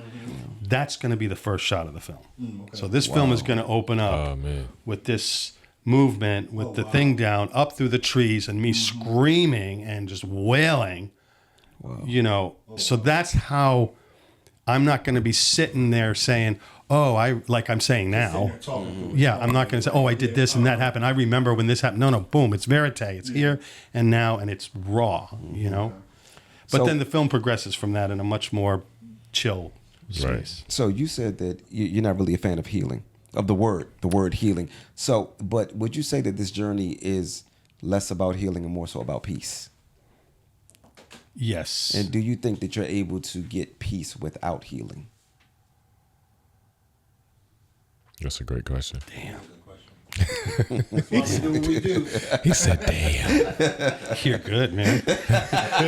you are Reverend Michael. You're gonna meet Reverend Michael. That is a really good question. And I think you're absolutely right. No, the answer to this is no. I just think it's the way healing is used. It's almost like Band-Aid. You know, put ointment on it and a Band-Aid, and it will heal. So I guess the healing in the strictest sense of the term is the way you're utilizing it, and in that I buy into. But I hear the word healing, and it's going to take time to heal. It always takes time. And, don't tell me, like in the beginning, it's like, don't tell me that fucking blue jay or that butterfly is my son. Right. A cardinal comes and suddenly that's a sign. I call her Cardi B. She's at my house right now. And I'm really serious. I have a cardinal that knocks on the window every single morning. I got a hummingbird that shows up here every year around the same time while I'm in the pool that flies over top of me every time. And I guarantee you, I lie to you not. Me and my wife was in the pool this summer, and I talked the hummingbird up. I said, I haven't seen a hummingbird this year. And as soon as I talked it up, it flew right up to me and just sat there. It does the same thing every time. It'll fly right up. You can hear the fluttering of the wings. Sound like and bees. Just fly away. And I just don't know what it is. And I don't think my wife believed me until she actually seen it fly up when I was talking about it. This is every day, though. Well, I got a beetle that comes in and I kill his ass. Okay?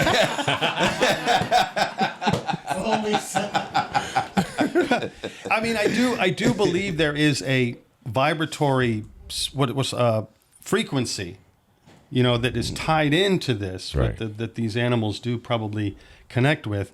But to say it's my son coming and saying hi, that's a lot for me. Saying that it's on the vibratory nature of my son's presence, right? That I can buy into. Right. Yeah. So you know what I mean? You juxtapose that with healing. It's that kind of thing. And I've been in meetings where it's all about psychic mediums. And I'm just sorry. I don't think my son's going to say. If he's in that realm, I don't think it's going to be so like. I don't know, task-driven life shit. That's spiritual stuff. Yeah. Yeah. And I don't necessarily care for the quote or the term time heals all wounds, because no, it doesn't. No, it doesn't. There's some things that we may not ever completely heal from. We'll get better, but we may not completely heal. I have my own personal quote for a lot of these quotes, and my quote is, all this shit is made up. Somebody made up every single one of these things, and it does not apply to all of us. No. That's right. It does not apply to all of us. So every time I hear something like that, people, and what has happened is it becomes so cliche. It's so easy to say. Yes. Right. So you're going through something and somebody says, well, time heals all wounds. Well, you know what? That's easy for you to say. Is that supposed to make you feel better? Exactly. That's the thing. That's the thing. It's false positivity, it's called, right? False positivity. That's and exactly there's a what lot it of is. false positivity with the new age movement of affirmations and, while that stuff works and keeping in a frequency, because I do know this. I do know that grief carries a frequency. It's a lower vibration. And when you're in that vibration and you're struggling, you're going to even go further down because you can't rise. The frequency that manifests financial stuff and abundance is a very different frequency. It really is. I see it happen to me every day. I mean, I've actually played with this, and I say, okay, so I'm writing a book called Let Me Grieve. It's a little bedside book for people that are grieving that just want, because you don't really want you don't want to talk a lot of times. I'm a personal griever. I don't really want to share my grief. I don't want to talk about it. Yeah. I want to feel it. I want to write. I want to go in my poetry. I want my moments to be by themselves, So this book is that. So I've written thousands of pages, but it's not going to be that many. I was just going to do 365, like a little bedside book that's kind of just written each, to someone can just pick the book up when they're feeling that wave, when they're missing that person, when they're feeling that little missing. Emptiness. The emptiness, that they can just pick that book up and just open it, and there's a companion. It's a companion for grief. Right. We need to normalize grieving in this culture so we understand when someone is in that space and they may need support, because people that are grieving, they have to go back to work because they've been trained, and that's why so many people are so effed up that they're still drinking, and they buried their grief. I was going to say something like that. They've stuffed it, Right. And so I see this all the time because people are afraid to touch that emotion because they don't know what it's going to do, how it's going to affect their life. It makes them human, pretty much. But not even that. When you're trained that you have to be responsible, that you have to go earn the living, take care of your family, and that you're the breadwinner, how are you going to go grieving and be in that space and allow yourself, when you have to perform, you got to go run your company, you've got to show up. Right. You know what I mean? So there's a place that we just need to normalize grief and let people, so we're not isolating it and saying, well, you got to go home to grieve, but you could just, to allow people to be in whatever emotion and not to label it and say, oh, that's too heavy for me right now, And I'm actually proud of you for the way that you handled this, the passing of your son, because you could have went down so many different dark roads and never came back like a lot of people have. Like, I know people that were full of life. They lost somebody that they love. I don't even know who they are anymore. You know what I'm saying? So you're taking your, son's death and turning it into something positive for other people. So, I mean, maybe that would make you feel, better, I guess, or... It's kind of like a residual thing. I mean, it's not something I intended, but a lot of people who know the parts of the film have commented, Right. Fathers I've met. There's one father in Baltimore who he thought I was still in Southern California, and he'd been tracking the film online, and he called me, and he emailed me. I called him. He said, I just lost my son. And I said, oh, geez, I'm sorry. And he said, and I've been following your film, and, so it turns out he's like 25 miles away. And I said, I'm close by. He said, well, you're not in California? I said, no, I'm in Baltimore. And so he said, can you come? And I said, sure. I said, what about my camera? And he said, bring it. I so believe in what you're doing. Please bring the camera. I said, well, what's your wife going to think? He says, I don't care what she thinks. I want you here, and you can bring your camera. So I went there, and it was just, this was a ranked #1 boxer in the state of Maryland who OD'd on opioids. It was that was a very freaking strange and I'm like right there. situation. I mean, Yeah, I'm that's at weird. the whole process. I am about as fresh as it can be. And after the services and everything, I was there for 2-3 days. Everybody had left, and I filmed them going in the ground. The relatives used to started calling him and say, who's the guy with the camera? Because I was pretty subtle. You see my camera. It's small and very inconspicuous. And he said, oh, that's Bob. He's doing a film. And so he called me and said, can you just send me your website? Because I get relatives calling. And once they saw what I was doing, they trusted, that I'm one of them. Right. And once you build that trust, but I got some stuff that's because his powerful, son, very powerful. his elder son had taken his life a few years before. Wow. So this kid, the boxer, was the drugs, and we met his girlfriend.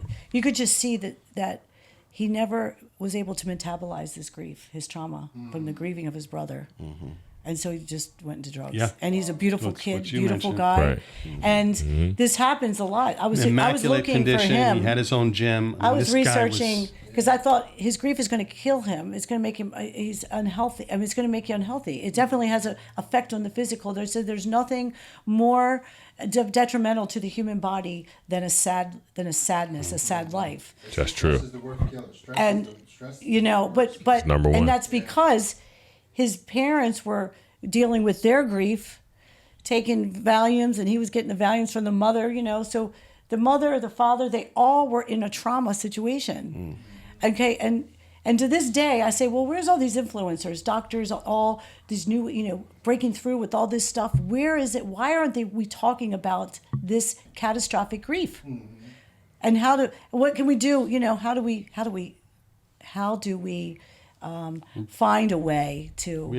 We have one father who died in this process. Yes. He was Oh, one of wow, really? Oh yeah. he was part of this early going of this. He was very I have much all his texts. It's like he OD'd. he just couldn't get beyond the Were y'all able to loss. still put that in a film, or are you going to take? I don't know. We have I have all the this footage. footage.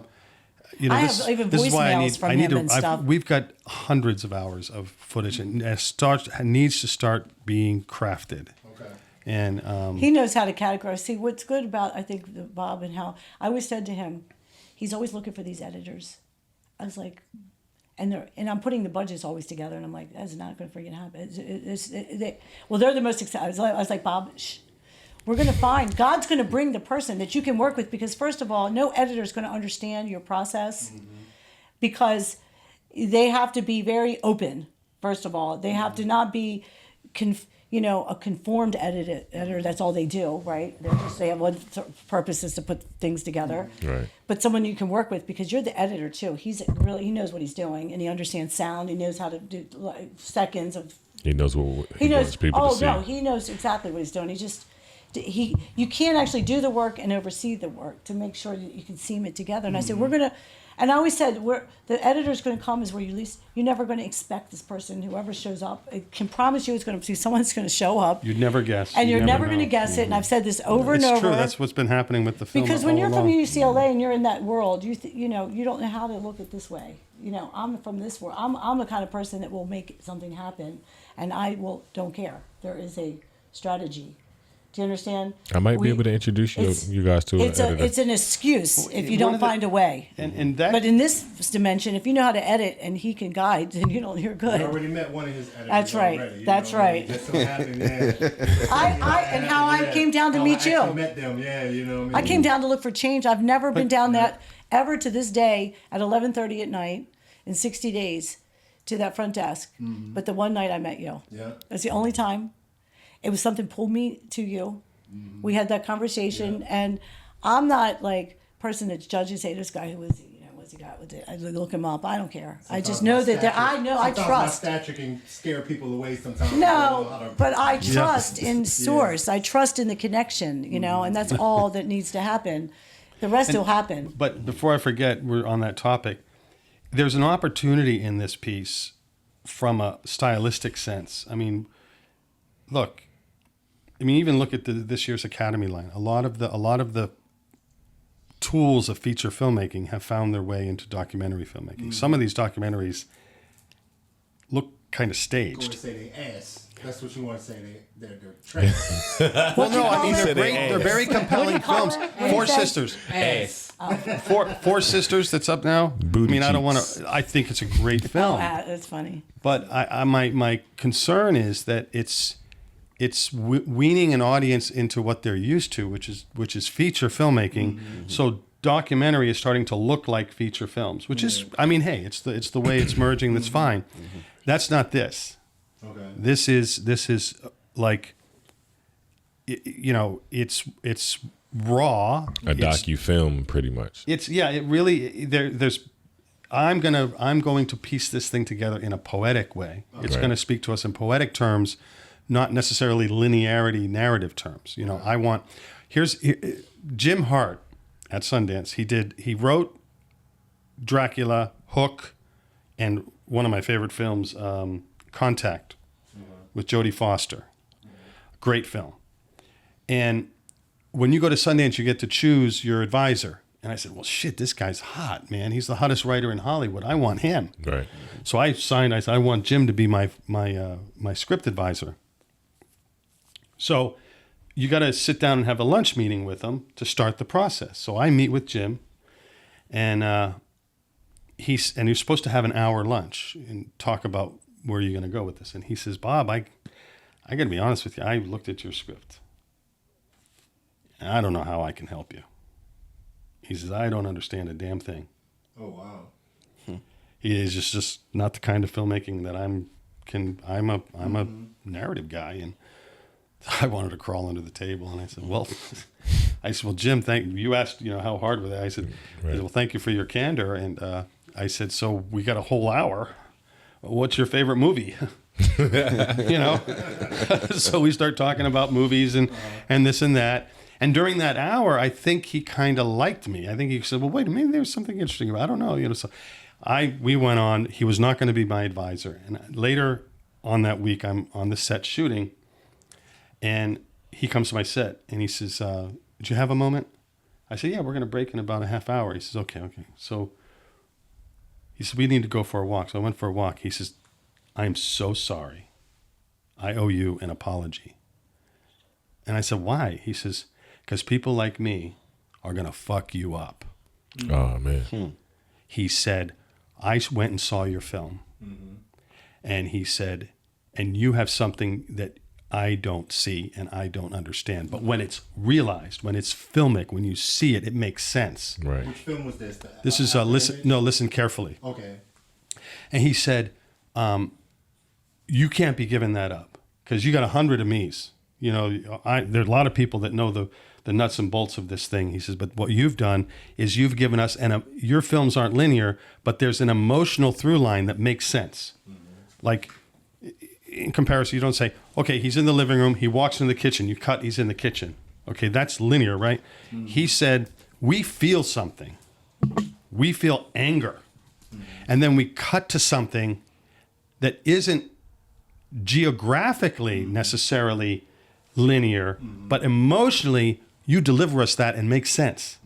Our emotions, I'm comfortable with you pulling my emotions through this film, even though the narrative on paper doesn't necessarily. Does that make sense? And I think that's going to be this film on steroids. Okay. You know, I don't want to. Listen, think, isn't that a cool story? We all end up somewhere. Where it was divine. Yeah. Because energy just moves. You know, it does. But you know what's so good, because he kind of oscillates between this world and the other. So he's very spiritually connected, and he's, you know, when you do ayahuasca, it obliterates your consciousness. You know, it's like right. You are definitely in the field of all one. You know, everything. You know, you see the matrix, you see everything, and that's just like what happens when you break through. We actually got to get ready to wrap up. No. Yeah. I'm just getting started. You know, she's not kidding. But we have so many stories to tell you. We're not even tapped in yet. Well, we can always bring y'all back, because this was all. Oh, yeah. This was part one. We're joking. This was part one. Okay. Yeah. But before we go, I have one last question. I don't know if you all have, one last question too, but I have one last question. Who made the first move? I mean, romantically. Yeah, I'm thinking. You are full of great questions tonight. I think the Aquarius did. Think the Aquarius did? Yeah, we. I think he was like equal. a little boy. He was like a little boy. He was very shy. See. I don't think I made the first move, though. He said we should get together soon. We should get together since we both ended up in California. Oh, but no. And both ended up in ended relationships. We were both in a committed relationship. I think he's asking about doing the dirty. Oh. No, I wasn't doing that. Hey, but we're not that kind of podcast. That's what I'm talking about. No, that's not what I was talking about. But that's what I'm talking about. But no, that's again. But no, that's not what I meant. Again, she made the first move. She's an Aquarius. We're going to save that for part 2. He said we should get together, and then I said, well, where? And so we met in a mall. See? She said where? See, that's the first move. Where? Y'all first date was at a mall? Well, we went walking through Santa Monica, and we went to eat. Yeah, the first, you were staying in a hotel downtown near the Art Museum in L.A., the Museum of MoCA, Museum of Contemporary Art, the Orange Building. And I kissed you for the first time there. I think that surprised you. Date? No. He was shaky. He was so nervous. He's always moved pretty fast. That's a good. I'm a real, He doesn't have any game. He's funny. I don't. That's perfect. When he kissed you, No game is game. Have game. That's right. No game is game, though. That's right. You know? Oh, that's true. Like in a movie. I love that. No game is game. That's cute. It was a quick little, something. And then the second time or third, I don't know, her daughter was in town, and you had booked a room in Venice.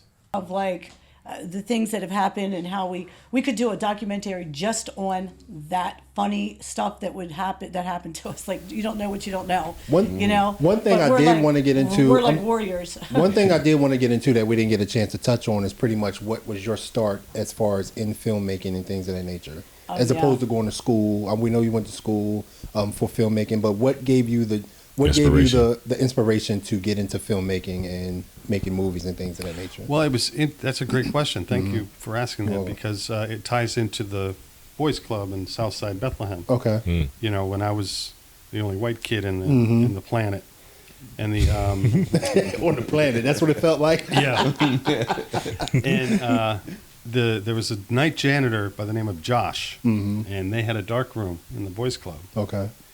And I said, what on earth is this? So I'm open. I befriended him, and he let me in the dark room, and I saw the the red light and the projection, and then the paper goes into the chemicals, and the image comes up, and it's like magic. You know, For you kids, this is old school photography. Yeah. For you kids that don't know, It's not digital. This is iPhone not the stuff. digital. Right. Just take a Before the picture. This is Kodak. This is when you had to take the time to develop pictures and Right. things of that nature. Yeah. Before this. Yeah. Oh, jeez. They don't even know what Kodak is I right remember now. that. The only Yeah. Kodak Yeah, I they do know that. right now is the rapper. They don't know what that I is. know. But yeah. Go ahead. So I'm sorry, 7 yeah. years old, and this is like magic to me. And so my father got me a darkroom when my first camera was the Argus at 7.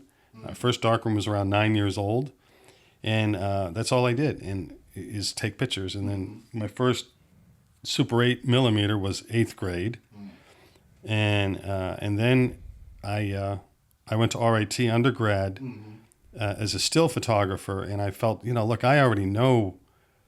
I already knew who Cartier-Bresson was before I went to RIT, because I was so obsessed with image making. And so it turned into the moving image. I felt I had a pretty strong handle on the still image, and then I started into motion picture at the very tail end of RIT. So I knew I wanted to move into filmmaking. So, and my favorite filmmaker at the time, and probably American filmmaker today, is Francis Coppola, and I knew he went to UCLA. So I said, I want to go to the school that Francis went to. So applied to UCLA. But it's interesting. You mentioned a little bit about some of the oddball stories. So RIT I knew it was real difficult to get into, and I had a friend that went there, and they said, you need an interview. If you don't get an interview, if you don't get called for an interview, that means you're not going to get in. And I said, well, how do they know you had an interview? Well, it's a blue piece of paper that the interviewer checks out and it goes in your file. If you have a blue paper, you move on. If you don't, you're out. I'm not getting called for an interview. I'm like, oh shit. So I go up to RIT and I walk in, and there's the dean of admissions, and I say, hi, I'm here to meet with the dean of admissions for my interview. And they open up the schedule book. What's your name? Tell them my name. And they said, well, the dean's not even in this country. Who set up this interview? Dope fiend move. You learned something from the boys club, didn't you? Dope That's what you fiend learned. move. He's had some dope fiend moves. I'm like, that's called a dope fiend move. So I said, well, I came all the way up from Allentown, Pennsylvania, and I haven't. Well, who booked your interview? I said, I don't know. It was a woman that was on the phone. And she says, well, I'm sorry. There's no, the dean's not here, and I don't have any record of you having an interview. Right then, the assistant dean was walking behind me. He says, I'll take him. Bring him into my office. I'll do the interview. So I got my blue piece of paper in the file. Oh, wow. I'm into RIT. Wow. That wasn't it, but they pushed you through. Like, you found a way to get in there where you That didn't. way, I got my interview. Right, but you didn't have an interview. You took a chance. Right. You No. took a chance, and it paid off pretty much. Yeah, I lied. And it doesn't He happen. lied. See, I didn't have- dope doesn't fiend happen that move. often. I didn't have an interview, but I knew I needed one. Smart move to me. So I It said, was. Yeah. That's Hey, right. yeah. Guess what?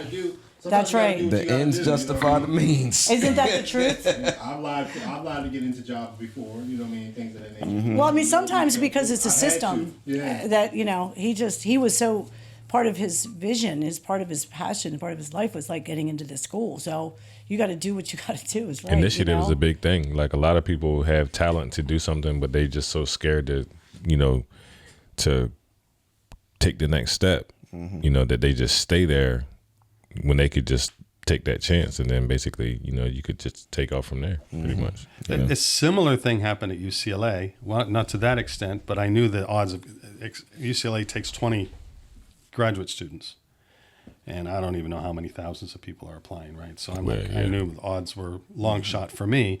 I mean, my classmates were Stanford, Harvard, Berkeley, Princeton, and I'm RIT. Now, RIT is a good school, Right. but they had never accepted anybody from RIT before. And I did the same thing. I flew out there and I requested an interview. And I met with the dean, and Patty Riva was the dean's assistant. And I'm supposed to be getting notices, and I'm not getting notices. I'm like, here we go again. Doesn't look like I'm going to get into this school. Let me go see what's going on. Yeah, so I call up Patty, and I say, Patty, I'm not getting any word on my application. She's just a minute. So she went right down to admissions. She pulled my file, and she knew that my file did not go to the top.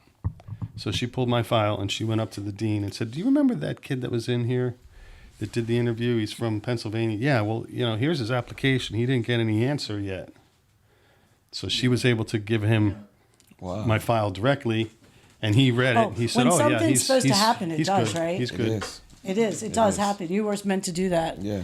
And but the fact that we're all here, it just blows my mind. Always, my mind is always blown at the end of the day by all the synchronicities, the synchronous moments that just would not possibly be. Yes, we And start so connecting the dots. We really there's no accidents. It's just it's a beautiful thing, and true. I'm so grateful. It really keeps me, going, and the film has taken a lot away from my own creativity stuff, and I want to get this little book done, and get this book done, get the film done, and then I love making people stars. I really like seeing. I'm a strength finder, and a gift finder, and I can find something in everyone. Yeah. Dre, you said you had one last question. I wanted to ask a question about about your lawyer that you said was a great person, and he went from from the inspiration from your son, he went on to do bigger and better things to like help people more because of him. Yeah. Like I thought that was like a really great story too. He's awesome. Yeah, he's awesome. He's amazing. I had a friend who was a defense attorney in Miami, and I called him, and he said, well, I know a really good guy. He says, but I'm just going to be frank with you. I said, what? He says, a lawyer has to look at two things. They have to look at, is it a compelling case, but it also has to make business sense. Exactly. And if it doesn't make business sense, odds are you're not going to get, and this doesn't make any business sense at all. He said, but I'll give it a try. So he called him up, David Gross, and Justin, what am I talking about? Justin Gross. He called me and asked questions. He said, well, I have to pass it by my partners, and it still wasn't good news. He says, well, I'm gonna come up. He did that whole thing. Yeah, flights, everything. So he flew up to Washington, and he wanted to see everything. We went to Gallaudet. I showed him Gio's dorm room. We went to the Sligo Creek, where Gio took his life on the spot. And the whole day he visited all of the locations, and then he bought us dinner. And he said, look, I can't really share now. I have to process this. And so he went back to Miami, and he said, I'm going to take the case. Wow. And I said, whoa, Justin, He says, I just can't get Gio out of my mind. So he took the case. Not only did he take the case, but he brought on an appellate attorney, which is usually in the appellate process, but he brought her in up front. She's won 2 Supreme Court decisions on appellate already, right? She's a big shot. Right. And so she's coming in, and the same thing. I said, Liz, they tell me it's not good business sense, and this isn't good business sense. What's driving you? And she said the same thing. She said, Gio. She says, I could not walk away from this case with a clear conscience. I had to do this. So after this whole thing went through, David gets a call from an old professor in Miami and says, there's this guy, real big shot, has a global legal firm, and he's going to retire in 5 years. He doesn't have anybody to hand it off to. And it's a powerhouse legal firm that represents underprivileged children that are wrongly accused or convicted, sex trafficking, Oh man. really audacious crimes against children. And he said, "That's not my area. Blah. I'm not gonna take that." But then he went, "Wait a minute. Geo was the closest thing to this, so he kind of felt this vibe. So he took a lunch with this guy, and he took it. He left his firm. He had his own firm. He said, I'm making tons of money. I'm on my own firm. I got my own. But he said, I never in a million years would have taken that job if it wasn't for my experience with Geo.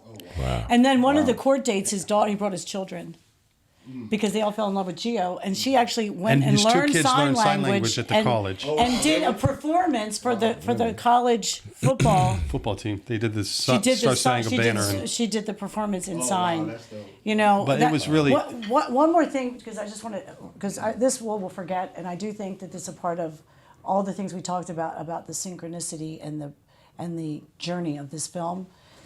One of the everyone and what I love about that'd be this great. podcast Thank myself you.